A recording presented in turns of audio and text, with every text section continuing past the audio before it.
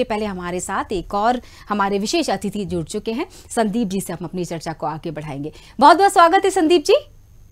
नमस्ते सर के बारे में बता दूं दर्शकों को, संदीप जी की जाने माने वास्तु विशेषज्ञ है और मैंने पहले ही संदीप जी दर्शकों को बता दिया था कि हम जरूर जान लेंगे, हमारे साथ वास्तु विशेषज्ञ जुड़ेंगे और भी बहुत सारे अतिथि। तो सबसे पहले मुझे लगता है मैं आपके ही क्षेत्र से जुड़ा हुआ सवाल रख लेती हूँ। वास्तु के हिसाब से जो लोग दुर्गा माँ की प्रतिमा अपने घर में स्थापित करते हैं उनके लिए वो घर का या पूजा घर का कौन सा कोना बेहतर होगा जिससे बिल्कुल शुभ भी हो और लाभ भी मिले? दुर्गा स्थापना या गणेश स्थापना के लिए जी भवन का उत्तर पूर्वी कमरा जो भी हो, ईशान का जी, वो कमरा सर्वोत्तम होता है। मगर यदि मान लीजिए किसी के घर में ईशान या उस तरफ पोर्च है तो पूर्व मध्य के भी किसी कमरे में स्थापना की जा सकती है और उत्तर मध्य के भी किसी कमरे में स्थापना की जा सकती है। और प्रतिमा जो है वो हमेशा पूर्व मुखी या पश्चिम मुखी ही रखें जी, उत्तर या दक्षिण मुखी ना रखें। देव प्रतिमा हमेशा पूर्व या उत्तर मुखी, पूर्व या पश्चिम मुखी ही रखी जाती है, उत्तर दक्षिण नहीं रखते हैं। बिल्कुल। संदीप जी एक सवाल और मैं आपसे इसी से जुड़ा हुआ रख लेती हूँ, चूंकि प्रतिमा का जिक्र हो रहा है। जब हम गणेश जी की मूर्ति की बात करते हैं तो मूषक उनके साथ होता है। जब हम देवी की बात करते हैं तो उनका जो उनकी सवारी है शेर, वो उनके साथ होता है। तो प्रतिमा को पूरी तरह से जिस तरह से उनको तैयार किया जाता है, या फिर दुर्गा माँ की प्रतिमा ही काफी होती है, क्योंकि आजकल तो अलग अलग स्वरूपों में तैयार किया जाता है माँ की मूर्ति को। जी हाँ। तो क्या कहना चाहेंगे आप कि किस तरह की मूर्तियां हमें घर में लानी होंगी?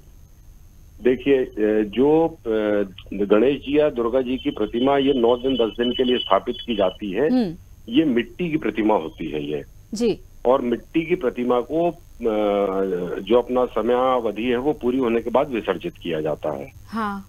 तो पूजा में स्थायी रूप से मिट्टी की या ऐसे किसी मटेरियल की जो ब्रेकेबल हो, टूट सके, जैसे मार्बल है या टेराकोटा है, इस तरीके की प्रतिमाएं स्थायी रूप से नहीं रखी जाती हैं। जो ये पर्व होता है 10 दिन का 9 दिन का, इस पर्व के समय लाते हैं और पूर्ण होने के बाद में विसर्जित कर दी जाती है।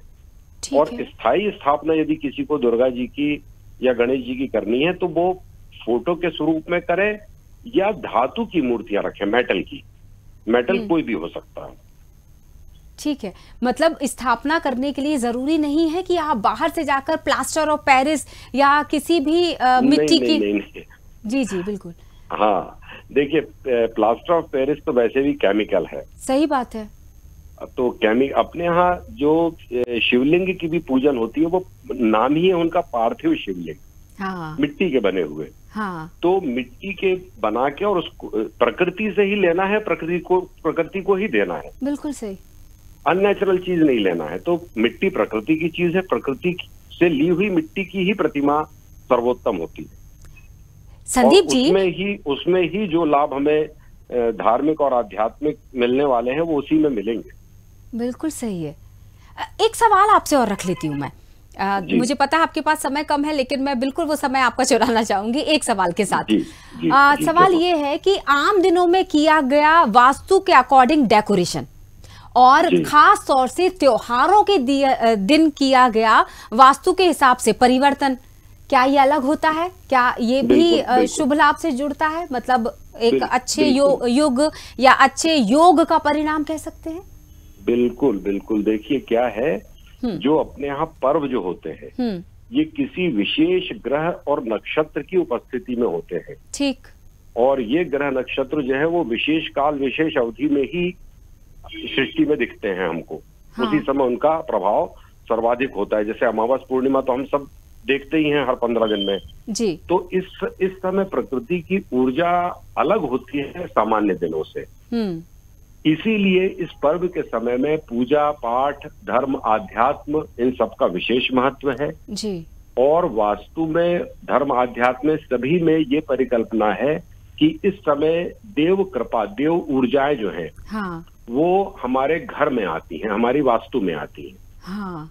तो हमारी वास्तु को उनको इनवाइट करने लायक बनाना, उनको आमंत्रित करने के लिए पूरा उस तरीके का एटमॉस्फेयर क्रिएट करना, ये हमारी सजावट काम करती है। अच्छा। तो घर में तोरण है, रंगोली है, दरवाजे के बाहर दिया लगाना है, हाँ। फूल सजाना है, ये सब जो शुभ ऊर्जाएं हैं जितनी भी, जिनको देव आत्माएं अपन बोल रहे, देव कृपा बोल रहे, जी जी, वो सब उनको देख के आकर्षित होती है, हमारे घर में आमंत्रित होती है। तो उनको आमंत्रित करने के लिए ये जो पर्व होते हैं जी, ये विशेष रूप से हमारे लिए सहयोगी होते हैं। ओके। तो इस समय की गई सजावट, हाँ। सामान्य दिनों की सजावट से हमको ज्यादा, कई गुना ज्यादा लाभ देती है। क्या बात है, बहुत ही आपने एक अच्छी, मतलब 15 अक्टूबर के पहले ये जानकारी अच्छा हुआ हमने आपसे ले ली, ताकि जिस उद्देश्य के साथ हम माँ को अपने घर में प्रवेश करवाते हैं उस वो उद्देश्य पूरा भी तो होना चाहिए। बिल्कुल बिल्कुल, जी हाँ सर। अब जाने से पहले टिप्स भी दे दीजिए, क्या छोटे छोटे से सुझाव होंगे? जैसे रंगों को लेकर हम कह सकते हैं माँ को कौन से वस्त्र ओढ़ाए जाएं, क्या 9 दिन के 9 वस्त्रों का रंग अलग होगा, वगैरह वगैरह। ये 9 दिन में माँ की पूजा के लिए लाल और पीला वस्त्र सर्वोत्तम होता है जी। फिर श्रृंगार के लिए तो आपकी जैसी श्रद्धा हो वैसा करें, मगर माँ को लाल और पीला रंग सर्वाधिक प्रिय है और इन दिनों में वो करिए। रही बात इन 9 दिनों के लिए घर को सजाने की, हाँ। तो घर में रंगोली का प्रयोग जरूर करिए, तोरण जरूर लगाइए आम के पत्तों का, ठीक है। और सुगंध जो होती है, सुगंध बहुत ज्यादा महत्वपूर्ण हो जाती है। अच्छा। तो सुगंध का प्रयोग पूरे घर में होना चाहिए और विशेष रूप से चंदन की खुशबू। ठीक है।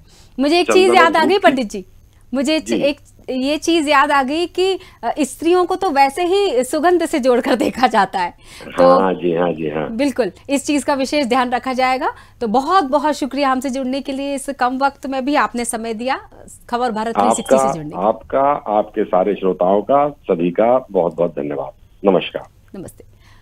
जैसा कि मिट्टी का जिक्र हो रहा था थोड़ी देर पहले, मैं बता ही रही थी संजीत जी से